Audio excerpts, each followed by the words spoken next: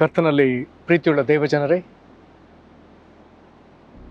ನಮ್ಮ ಕರ್ತನಾದ ಯೇಸು ಕ್ರಿಸ್ತನ ಅತ್ಯಧಿಕವಾದ ಕೃಪೆಯೂ ಸಮಾಧಾನವು ತಮಗೂ ತಮ್ಮ ಕುಟುಂಬಕ್ಕೂ ಕರ್ತನಿ ಮುಂಜಾನೆಯಲ್ಲಿ ಯಥೇಚ್ಛವಾಗಿ ಸುರಿಸಲು ಒದಗಿಸುವ ದೇವರ ಕುರಿತಾಗಿ ನಾವು ಈ ತಿಂಗಳು ಧ್ಯಾನಿಸ್ತಿರುವಲ್ಲಿ ಹೃದಯಂಗಮ ಮಾತು ಎನ್ನುವಂಥ ಈ ವಾಕ್ಯ ಧ್ಯಾನದ ಸರಣಿಯಲ್ಲಿ ಈ ದಿನ ನಾವು ಧ್ಯಾನಿಸುವಂಥ ದೇವರ ವಾಕ್ಯದ ಭಾಗ ವಿಮೋಚನ ಕಾಂಡ 16ನೇ ಅಧ್ಯಾಯ 4ನೇ ವಚನ. ವಿಮೋಚನ ಕಾಂಡ 16ನೇ ಅಧ್ಯಾಯ 4ನೇ ವಚನ. ಆಗ ಯೆಹೋವನು ಮೋಶೆಗೆ, ಇಗೋ, ನಾನು ಆಕಾಶದಿಂದ ನಿಮಗೋಸ್ಕರ ಆಹಾರವನ್ನು ಸುರಿಸುವೆನು. ಈ ಜನರು ಪ್ರತಿದಿನವೂ ಹೊರಗೆ ಹೋಗಿ ಆಯಾ ದಿನಕ್ಕೆ ಬೇಕಾದಷ್ಟು ಮಾತ್ರ ಕೂಡಿಸಿಕೊಳ್ಳಬೇಕು. ಇದರಿಂದ ಇವರು ನನ್ನ ಬೋಧನೆಯನ್ನು ಅನುಸರಿಸಿ ನಡೆಯುವವರೋ ಅಲ್ಲವೋ ಎಂದು ಪರೀಕ್ಷಿಸಿ ತಿಳಿಯುತ್ತೇನೆ. ಈ ವಾಕ್ಯಗಳನ್ನು ನಾವು ಗ್ರಹಿಸುವಂತೆ ದೇವರ ಆತ್ಮನು ತಾನೇ ನಮ್ಮನ್ನು ಬಲಪಡಿಸಿ ಬೋಧಿಸಲಿ. ಆತ ನಮ್ಮ ಮನೋನೇತ್ರಗಳನ್ನು ಬೆಳಗಿಸಿ ತನ್ನ ಜ್ಞಾನವುಳ್ಳ ಆತ್ಮದಿಂದ ನಮ್ಮನ್ನು ತುಂಬಿಸಲಿ. ಈ ವಾಕ್ಯಗಳನ್ನು ಕೇಳಿ ಗ್ರಹಿಸಿ ನಾವು ದೇವರನ್ನು ಮಹಿಮೆಪಡಿಸುವುದಕ್ಕೂ ಆತನಿಗೆ ಹೆಚ್ಚೆಚ್ಚಾಗಿ ಫಲ ಕೊಡುವರಾಗುವುದಕ್ಕೂ ಆತನ ಶಿಷ್ಯರಾಗುವುದಕ್ಕೂ ಆತನು ನಮಗೆ ಕೃಪೆಯನ್ನು ಅನುಗ್ರಹಿಸಲಿ. ಈಗ ನಾವು ಓದಿದ ದೇವರ ವಾಕ್ಯದ ಭಾಗ ಇದು ದೇವರು ತಾನೇ ಹೇಳಿದ ಮಾತು. ಇದು ಅಡವಿಯ ಒಂದು ಪ್ರಸಂಗ. ಅಂದರೆ ಇಸ್ರಾಯೇಲರು ಐಗುಪ್ತ ದೇಶದಿಂದ ಬಿಡುಗಡೆ ಹೊಂದಿ ಮೋಶೆಯ ನಾಯಕತ್ವದಲ್ಲಿ ಈಗ ಕೆಂಪು ಸಮುದ್ರವನ್ನು ದಾಟಿ ಅವರು ಮುಂದಕ್ಕೆ ಪ್ರಯಾಣ ಮಾಡ್ತಿದ್ದಾರೆ. ಈಗಾಗಲೇ ಇವರು ಐಗುಪ್ತ ದೇಶವನ್ನು ಬಿಟ್ಟ ಮೇಲೆ ಇದು 2ನೇ ತಿಂಗಳು, ಅದರ 15ನೇ ದಿವಸ.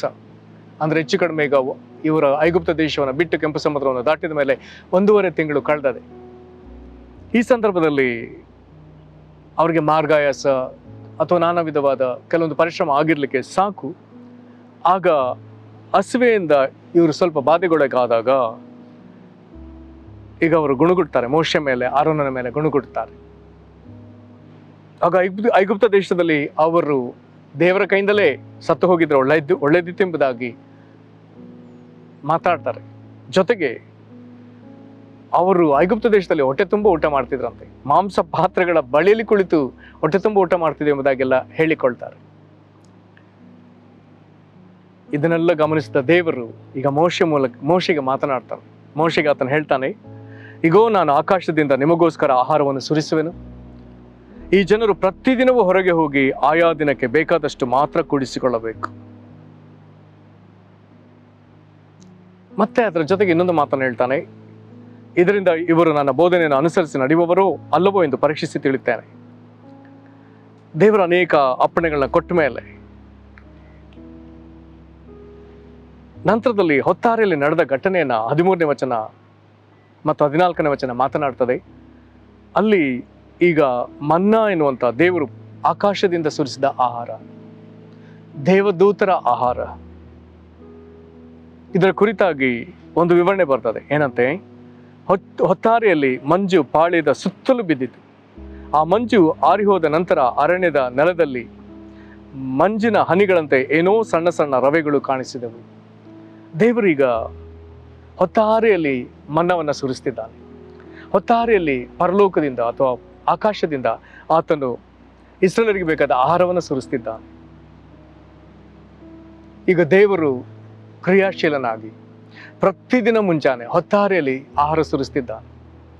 ಹಾಗಾದ್ರೆ ಅದಕ್ಕೆ ಇಸ್ರಾಯೇಲರು ಹೇಗೆ ಸ್ಪಂದಿಸಬೇಕು?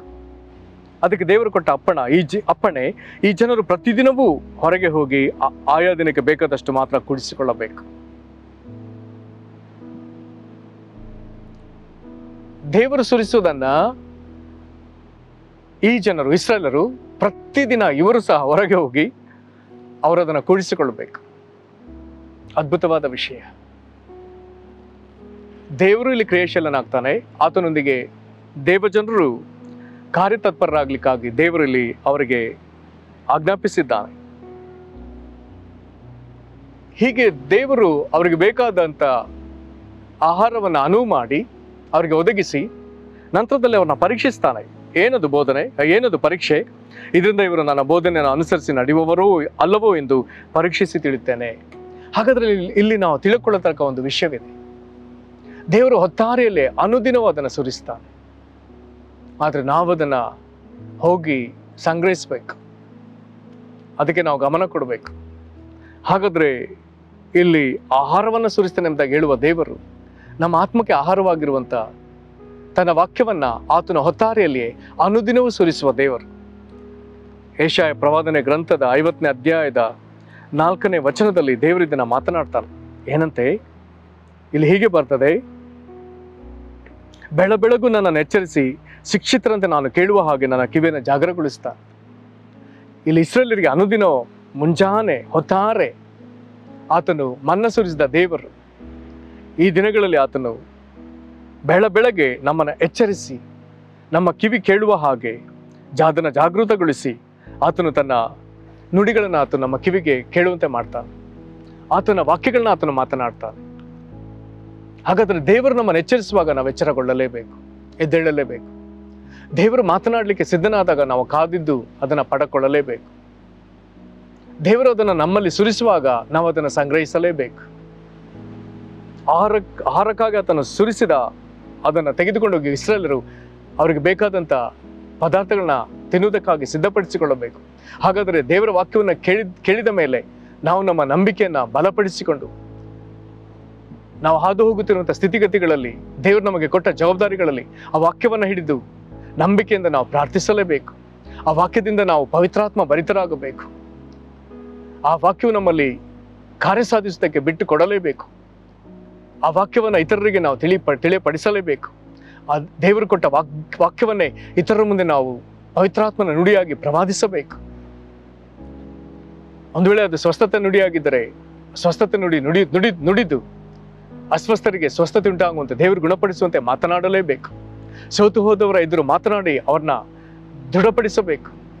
ಕುಗ್ಗಿ ಹೋದವರ ಎದುರು ಅದನ್ನು ಮಾತನಾಡಿ ಕುಗ್ಗಿ ಹೋದವರು ದೇವರಲ್ಲಿ ಹೊಸ ಉತ್ತೇಜನ ಪಡೆದು ನಿಲ್ಲುವಂತೆ, ದೇವರಿಗಾಗಿ ಒಂದು ಹೊಸ ಓಟವನ್ನು ಆರಂಭಿಸ್ಲಿಕ್ಕಾಗುವಂತೆ ಅವ್ರನ್ನ ಉತ್ತೇಜನ ಪಡಿಸಬೇಕು. ಪ್ರವಾದನೆ ಮಾತು ಅದು ಕೇಳುಗರಿಗೆ ಭಕ್ತಿವೃದ್ಧಿಯು ಪ್ರೋತ್ಸಾಹವು ಸಂತೈಸುವಿಕೆ ಎಂಬುದಾಗಿ 1 ಕೊರಿಂಥ 14:3 ಬರೆದದೇ ಅಲ್ಲ ಪ್ರಿಯರೇ. ಹಾಗಾದರೆ ದೇವರ ವಾಕ್ಯವನ್ನು ಸದುಪಯೋಗ ಪಡಿಸಿಕೊಳ್ಳುವುದಕ್ಕಾಗಿ ದೇವರಲ್ಲಿ ಮಾತನಾಡ್ತಿದ್ದಾನೆ. ಇಸ್ರಾಯೇಲರಿಗೆ ಅಡವಿಯಲ್ಲಿ 40 ವರ್ಷ ಅವರು ಬಿತ್ತದೆ ಕೊಯ್ದೆ ಕಣಜದಲ್ಲಿ ಕೂಡಿಸಿ ಇಟ್ಟುಕೊಳ್ಳುವಂಥ ವ್ಯವಸ್ಥೆಗಳಿಲ್ಲದ ಆ ಸಂದರ್ಭದಲ್ಲಿ ಅವರು ಪ್ರವಾಸಿಗರಾಗಿದ್ದಾಗ ದೇವರು ಅವರಿಗೆ ಅನುದಿನವೂ ಪರಲೋಕದಿಂದ ಮನ್ನ ಸುರಿಸಿದ ವಿಧದಲ್ಲಿ ಈ ದಿನದಲ್ಲಿ ಈ ಲೋಕದಲ್ಲಿ ಪ್ರವಾಸಿಗಳಾಗಿರುವಂಥ ನಮಗೆ ಆತನು ಅನುದಿನವೂ ತನ್ನ ವಾಕ್ಯವನ್ನು ಸುರಿಸ್ತಲೇ ಇದ್ದಾನೆ. ಇಸ್ರಾಯೇಲರು ಸೋಮಾರಿತನ ಮಾಡದೆ ಹೊರಗೆ ಹೋಗಿ ಅವುಗಳನ್ನ ತಮಗೆ ಸಂಗ್ರಹಿಸಿಕೊಳ್ಳಬೇಕು. ವಾಕ್ಯದಲ್ಲಿ ನಾವು ಓದ್ತೇವೆ, ಯಾರಾದರೂ ಅದನ್ನು ಕೂಡಿಸಿಕೊಳ್ಳುವಾಗ 18ನೇ ವಚನ ಹೇಳ್ತದೆ, ಬಹಳ ಕುಡಿಸಿದವನಿಗೆ ಏನೂ ಹೆಚ್ಚಾಗಲಿಲ್ಲ, ಸ್ವಲ್ಪವಾಗಿ ಕುಡಿಸಿದವನಿಗೆ ಏನೂ ಕಡಿಮೆ ಆಗಲಿಲ್ಲ. ಪ್ರತಿಯೊಬ್ಬನು ತನ್ನ ಭೋಜನಕ್ಕೆ ಸರಿಯಾಗಿ ಕುಡಿಸಿಕೊಂಡಿದ್ದಾನೆ. ಯಾರಾದರೂ ತಾನು ಜಾಸ್ತಿ ಬಾಚಿಕೊಂಡಿದ್ದೇನೆ, ಮನ್ನವನ್ನು ಕುಡಿಸಿಕೊಂಡಿದ್ದೇನೆ ಅಂದರೆ ಅದು ಅವನಿಗೆ ಜಾಸ್ತಿ ಆಗಲೇ ಇಲ್ಲ. ಯಾರಾದರೂ ಅದನ್ನು ಕಡಿಮೆಯಾಗಿ ಸಂಗ್ರಹಿಸಿದ್ದೇನೆ, ಇದು ಕುಟುಂಬಕ್ಕೆ ಸಾಕಾಗ್ತದೆ ಎಂಬುದಾಗಿ ಯೋಚಿಸಿದರೆ ಅದು ಅವನಿಗೆ ಎಂದಿಗೂ ಕಡಿಮೆ ಆಗಲಿಲ್ಲ. ಕರ್ತನಲ್ಲಿ ಪ್ರೀತಿಗಳ ದೇವಜನರೇ, ದೇವರು ನಮಗೆ ಆಯಾ ದಿನಕ್ಕೆ ಬೇಕಾದ ವಾಕ್ಯ ಕೊಡುವಾಗ ಅದು ನಮಗೆ ಆ ದಿನಕ್ಕೆ ಅದು ಸಾಕು. ನಮ್ಮ ಎದುರಿರುವ ಸವಾಲುಗಳನ್ನ ಜಯಿಸುವುದಕ್ಕೆ ಆ ವಾಕ್ಯ ಸಾಕು. ಶತಾಧಿಪತಿ ಯೇಸುಕ್ರಿಸ್ತನ ಬಳಿಗೆ ಬಂದು ಹೇಳ್ತಾನೆ, ನೀನು ಒಂದು ಮಾತು ಹೇಳಿದರೆ ಸಾಕು, ನನ್ನ ಆಳಿಗೆ ಗುಣವಾಗ್ತದೆ. ಹಾಗಾದರೆ ದೇವರ ಬಾಯಿಂದ ಬರುವಂತಹ ಮಾತು ಅದು ನಿಷ್ಫಲವಾಗದೆ ಅದು ಪ್ರಯೋಜನಕಾರಿಯಾಗಿದೆ. ಆದರೆ ಅದಕ್ಕಾಗಿ ನಾವು ಕಾಯಬೇಕಾಗಿದೆ. ಅದನ್ನು ಆತುರವಾಗಿ ಹೋಗಿ ಹುಡುಕಿ ಅದನ್ನು ನಮ್ಮ ಹೃದಯಗಳಲ್ಲಿ ಸಂಗ್ರಹಿಸಿಕೊಳ್ಳಬೇಕಾಗಿದೆ. ದೇವರು ಈ ದಿನಕ್ಕೆ ಯಾವ ಮಾತನ್ನು ಕೊಡ್ತಾನೆ, ಆಯಾ ಸಂದರ್ಭಕ್ಕೆ ಯಾವ ಮಾತನ್ನು ಕೊಡ್ತಾನೆ ಎಂಬುದಾಗಿ ಆತನ ಬಳಿ ನಾವು ಕಾಯಬೇಕಾಗಿದೆ. ಆತನ ವಾಕ್ಯವೆಲ್ಲೋ ಅದು ಕಾರ್ಯ ಸಾಧಿಸುವ ವಾಕ್ಯ. ಪ್ರೇರೆ ಒದಗಿಸುವ ದೇವರು, ಇಸ್ರಾಯೇಲರಿಗೆ ಮನ್ನ ಒದಗಿಸಿದ ಆತನು ಈ ದಿನಗಳಲ್ಲಿ ನಮಗೆ ತನ್ನ ವಾಕ್ಯದ ಮೂಲಕ ಅನೇಕ ಸಂಗತಿಗಳನ್ನು ಒದಗಿಸುವ ಆತನು. ಆತನನ್ನು ಆತುಕೊಳ್ಳೋಣ, ಪ್ರಾರ್ಥನೆ ಮಾಡೋಣ. ಕೃಪೆಯುಳ್ಳ ತಂದೆಯೇ, ಒದಗಿಸುವ ದೇವರೇ, ಇಸ್ರಾಯೇಲರಿಗೆ ಅಡವಿಯಲ್ಲಿ ಅವರು ಪ್ರವಾಸಿಗರಾಗಿದ್ದಾಗ ಅವರಿಗೆಂದು ಅವರು ವಾಗ್ದಾತ ದೇಶವನ್ನು ಸೇರುವ ತನಕ 40 ವರ್ಷಗಳ ಪರ್ಯಂತರ ಅವರಿಗೆ ಹೊತ್ತಾರಿಯಲ್ಲಿ ಮನ್ನಾ ಸುರಿಸಿದ ದೇವರೇ, ಅವರು ಅದನ್ನು ಹೋಗಿ ಹೊತ್ತಾರಲ್ಲಿ ಸಂಗ್ರಹಿಸಿಕೊಳ್ಳಬೇಕೆಂಬುದು ಆಜ್ಞಾಪಿಸಿ ಅವರು ಅದನ್ನು ಹಾಗೆ ನೀನು ಕೊಟ್ಟ ಈ ಅಪ್ಪಣೆಯನ್ನು ಪಾಲಿಸ್ತಾರಲ್ಲ ಎಂಬುದಾಗಿ ಅವ್ರನ್ನ ಪರೀಕ್ಷಿಸಿದೆಯಲ್ಲ ಕರ್ತನ. ಈ ದಿನಗಳಲ್ಲಿ ನೀನು ನಮ್ಮ ಎದುರಿರುವಂಥ ಸವಾಲುಗಳನ್ನ ನಾವು ಜಯಿಸ್ಲಿಕ್ಕಾಗುವಂತೆ, ನೀನು ಕೊಟ್ಟ ಜವಾಬ್ದಾರಿಗಳನ್ನ ನಾವು ಪೂರೈಸಲಿಕ್ಕಾಗುವಂತೆ ನಿನ್ನ ವಾಕ್ಯವನ್ನು ನೀನು ನಮಗೆ ಒದಗಿಸ್ತಿರುವಲ್ಲಿ ಕರ್ತನೆ, ನಾವು ಜವಾಬ್ದಾರಿಯುತರಾಗಿ ಆಲಸ್ಯವಿಲ್ಲದೆ ಮುಂಜಾನೆಯಲ್ಲಿ ಹೊತ್ತಾರಿಯಲ್ಲಿ ಬೆಳಬೆಳಗು ನಿನ್ನ ಸನ್ನಿಧಿಯಲ್ಲಿ ಕಾದಿದ್ದು ಅದನ್ನು ಕೇಳಿ ನಮ್ಮ ಹೃದಯಗಳಲ್ಲಿ ಸಂಗ್ರಹಿಸಿ ನಮ್ಮ ನಂಬಿಕೆಯನ್ನು ಬಲಪಡಿಸಿಕೊಂಡು ಅದನ್ನೇ ಪ್ರಾರ್ಥಿಸಿ ಆ ವಾಕ್ಯದಿಂದಲೇ ಪವಿತ್ರಾತ್ಮ ಭರಿತರಾಗಿ ನೀನು ನಮಗೆ ಕೊಟ್ಟ ಜವಾಬ್ದಾರಿಗಳನ್ನು ಸವಾಲುಗಳನ್ನ ಜಯಿಸುವವರು, ಈ ವಾಕ್ಯಗಳನ್ನ ಇತರ ಮುಂದೆ ಪ್ರವಾದಿಸುವವರು, ಇತರರಿಗೆ ಭಕ್ತಿವೃದ್ಧಿಯು ಪ್ರೋತ್ಸಾಹ ಸಂತೈಸುವಿಕೆ ಆಗುವಂತೆ ಪ್ರಯಾಸ ಪಡುವವರನ್ನಾಗಿ ನಮ್ಮನ್ನು ಆಶೀರ್ವದಿಸಿ ಬಲಪಡಿಸಿರಿ. ಹಾಗೆ ನೀನು ಮಾಡುವುದಕ್ಕಾಗಿ ಸ್ತೋತ್ರ. ಕರ್ತನೆ, ಈ ದಿನ ನಾನಾ ಸವಾಲುಗಳನ್ನ ಎದುರಿಸಿದಂಥ ನಿನ್ನ ಜನರಿಗೆ ಕರ್ತನೆ ಜಯ ಕೊಡು ಸ್ವಾಮಿ. ದುಷ್ಟರ ವಶದಿಂದ ಈ ಪ್ರಿಯರನ್ನ ಬಿಡುಗಡೆ ಮಾಡು. ಹೊಟ್ಟೆಕಿಚ್ಚು ದ್ವೇಷಗಳಿಂದ ಅಸೂಯೆಗಳಿಂದ ಇವರಿಗೆ ಬಿಡುಗಡೆ ಕೊಡು. ಕರ್ತನೆ, ವೈರಿ ಯಾವ ಇವರ ಕಾರ್ಯವನ್ನು ಗಟ್ಟಿಯಾಗಿ ಹಿಡ್ಕೊಂಡಿದ್ದಾನೋ ಕರ್ತನಾದ ಯೇಸು ಕ್ರಿಸ್ತನ ಹೆಸರಲ್ಲಿ ವೈರಿಯ ಹಸ್ತ ಆ ಪರಿಸ್ಥಿತಿಗಳನ್ನ ಬಿಟ್ಟು ಬಿಡಲಿ, ನಿನ್ನ ಹಸ್ತ ಇವರ ಮೇಲೆ ಬರಲಿ. ಕರ್ತನೆ, ಇವರಿಗಾಗಿ ನೀನು ಕಾರ್ಯ ಸಾಧಿಸು. ಹಾಗೆ ನೀನು ಮಾಡುವುದಕ್ಕಾಗಿ ಸ್ತೋತ್ರ. ಯೇಸು ಕ್ರಿಸ್ತನ ಹೆಸರಲ್ಲಿ ಬೇಡಿದ್ದೇವೆ ನಮ್ಮ ತಂದೆಯೇ, ಆಮೇನ್. ಕರ್ತನು ನಿಮ್ಮನ್ನು ಆಶೀರ್ವದಿಸಲಿ. ವಂದನೆಗಳು.